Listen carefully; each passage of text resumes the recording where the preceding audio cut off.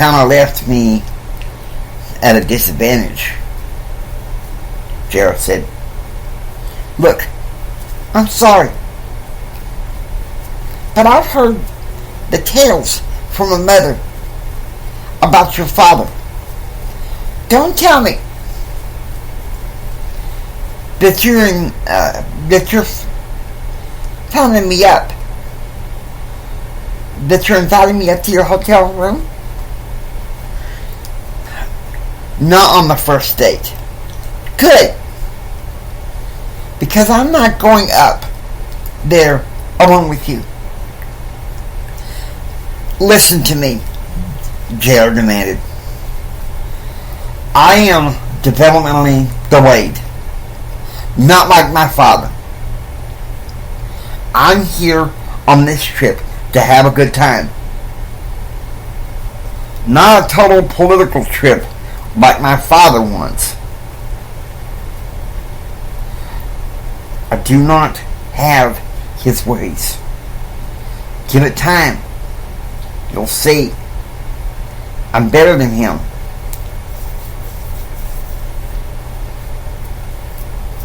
Think about it. Think about it. But don't take too long. I don't have much time. See you in church Sunday. You'll see how I really am. Here, 8 o'clock, Sunday morning, Karen said. Right. Karen's card peeled out as JR walks into the hotel. 9:35 p.m. JR goes through the elevator upstairs to the suite. How was it? Ken asked. Playing solitaire contract coming.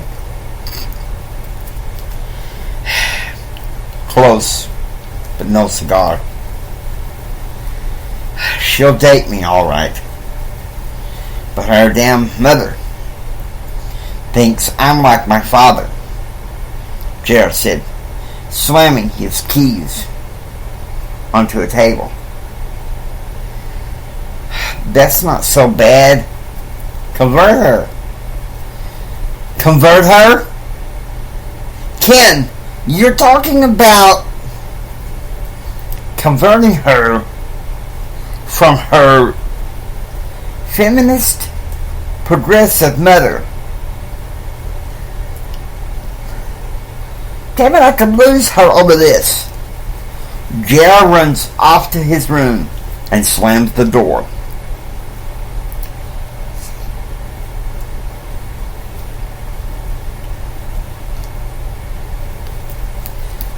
The next morning was July the 31st.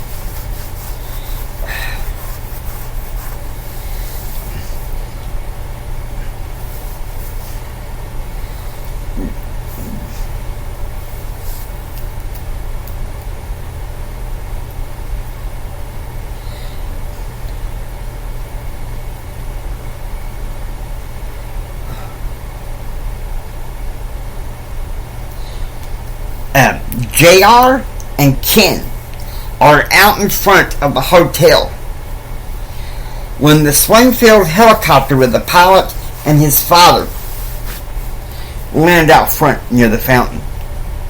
Jim Hendrick rushes over to Ken. Hello, Ken said. Jim took out his hand, a slightly calloused for nearly 30 years of working in the field. Thank you for keeping Junior from screwing things up and getting into trouble. He rushes over to JR and hugs him.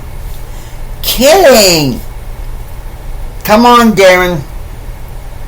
Get a rental Cutlass Supreme ready for us. I'm taking these two for breakfast behind the hotel at the Charleston Forum by 7:50 a.m. The men get in the Cutlass Supreme. JR and Ken sit in the back. How's Kyle? He's in the Coast Guard, Ken asked him.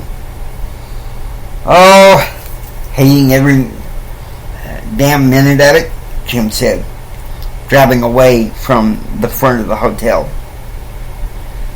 So now, JR, I hate to break it to you. Your assignment is not Sneed Hall. You are to be in 104 Gordon Hall, sharing a suite with Ken McDonald. Just you and him. No damn funny business this year. Find something and start making something of your life. Now, Dad, JR said, try not to be so hard on me, please. This year, I'm going to be the very best I can. All my notes from the political journeys are going to be in this laptop, and I'll find a way to get them to you. I promise. But you got to stop writing me. I'm going to be on the swimming team this year.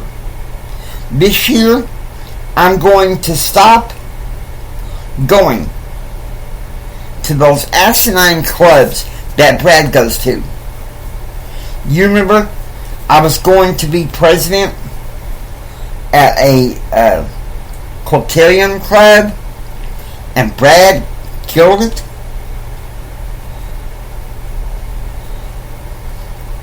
No, Brant Clark says he wants me in the Scripture Club.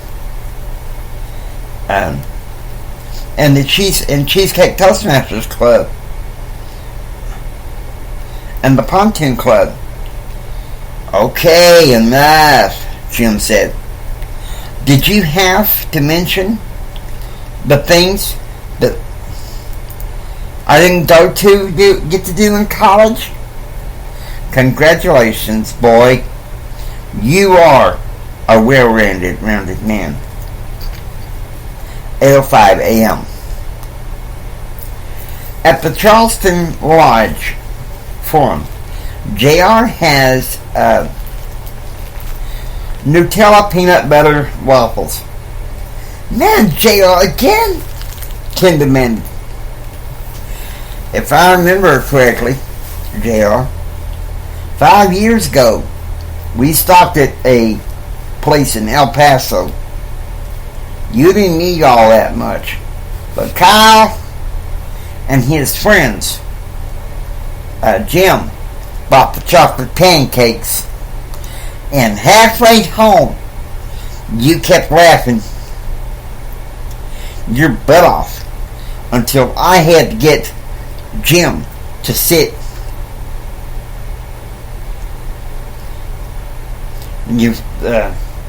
To keep Kyle from punching you. Well, there's always lemons, JR said. Lemons. Ken groaned in desperation, knowing that JR was getting a rise out of him. By 11:30 a.m., JR and Ken go swimming in the hotel swimming pool, while Jim is on the phone to Governor Ann Richards. He told her he was looking for a higher position.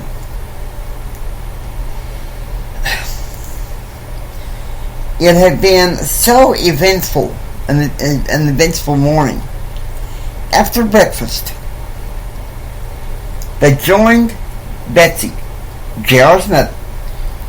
Yeah, note, my mother's name's not Elizabeth like Jimmy thinks it's Betsy.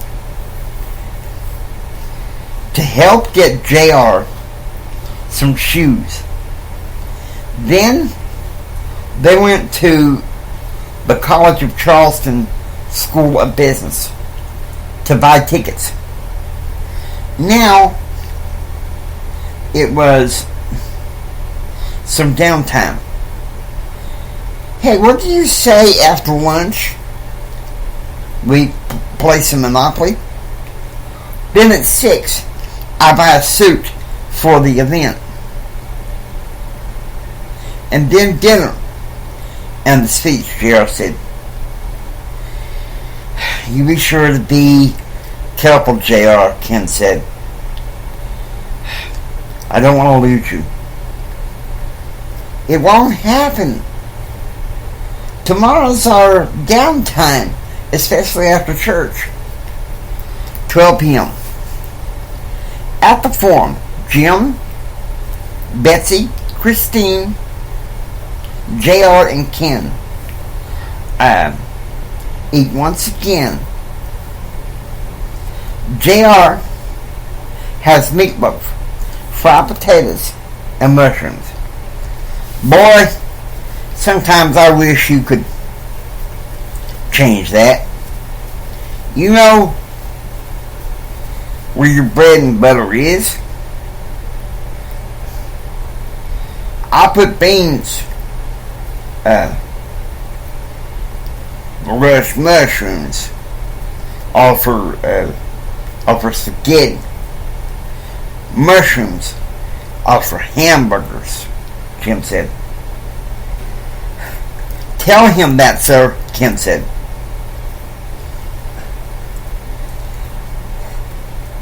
Lay off, Jim.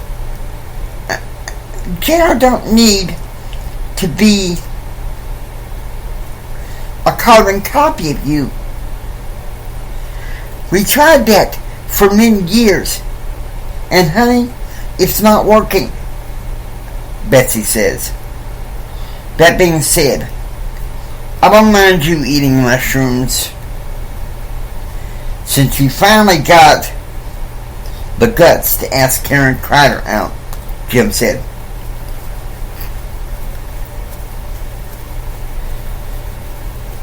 Her mother is a flaming feminist, JR said. Put it down, JR said. Mom's on a spiral. The spiral is she voted for Bill Clinton, Christine said.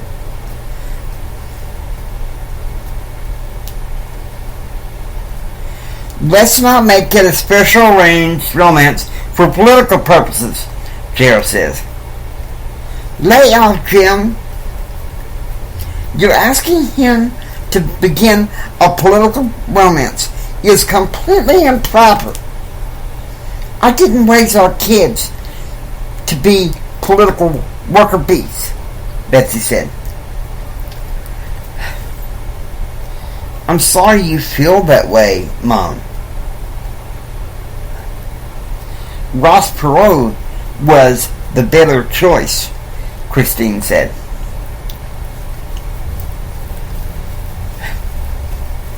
You're getting my best friend wound up, Ken said. 12:50 p.m. Betsy calls a car service to go to her Magnolia Gardens. JR wants to go visit the South Carolina Aquarium, but Jim says no, they're going to tour Boone Hall. By 3:20 p.m., JR and Ken decide to go swimming. Tonight, they will have a Mexican buffet at the mansion with JR's parents and sister. Ken would then take JR to get the suit. Jim Hendrick had informed him that he was picking up JR at the clothes store via chauffeured limousine. 7:20 p.m.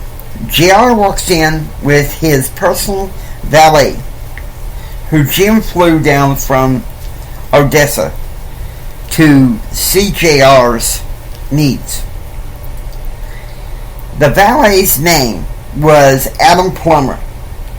They go into a swank clothing store. JR gets some loafers.